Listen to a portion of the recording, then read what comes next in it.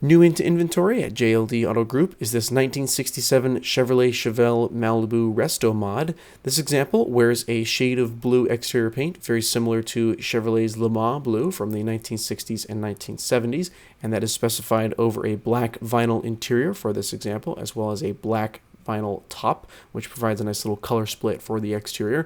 Since the Resto mod build was completed for this Chevelle, it has been driven less than 2,800 miles and is powered by an LS V8, which is turbocharged, sporting a 7875 On3 Performance Turbo unit.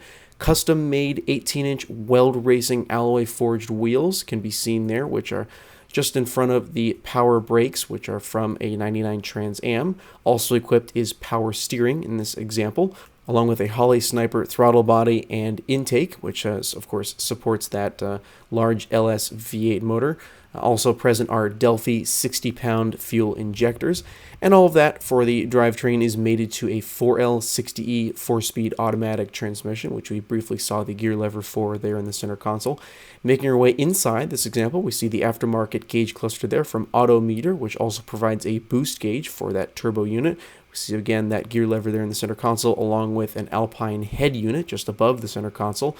2 USB ports are also included to supplement the head unit, and this example also sports coilover suspension and a Moser Engineering Rear End. So as always, with our vehicle previews, we'll get a startup clip of this one and a look underneath the hood at the engine bay.